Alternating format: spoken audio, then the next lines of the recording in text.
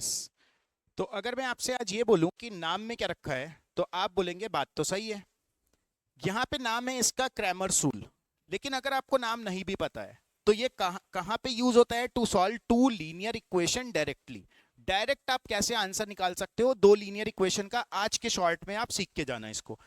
यहाँ पे सिर्फ आपको ध्यान रखना है कि आप अल्फा कैसे बनाते हो। अल्फा ऐसा होता है, लेकिन आपको इसका रिवर्स अल्फा बनाना है, ऐसा। ठीक, ये वाला अल्फा आपको यहाँ पे ड्रॉ करना है। सिर्फ अगर आप ये चीज जानते हो तो आप क्रैमर्स रूल के थ्रू डायरेक्ट आंसर लिख सकते हो। एक्स की वैल्यू, एक्स और वाई में दो लीनियर इक्वेशन दी थी, अगर यहाँ पे आपको एक्स निकालना है तो आप विद निगेटिव साइन कुछ न्यूमरेटर में लिखने वाले हो और कुछ डिनोमिनेटर में लिखने वाले हो बाय यूजिंग दिस उल्टा अल्फा। ठीक है, क्या करना है, एक्स वाले को छोड़ दीजिए। यहाँ पे देखो, यहाँ आपको ये अल्फा ड्रॉ करना है, मतलब ये मल्टीप्लाई यहाँ पे करो, 12 3 जा 36 विद निगेटिव साइन क्योंकि -12 था। फिर इसकी मल्टीप्लाई यहाँ पे 8 6 जा 48 -48 होगा। ठीक है, जो ये आएगा माइनस जो ये आएगा, ठीक है, -36 -48। अब सेम आपको अल्फा ड्रॉ करना है, कहां पे?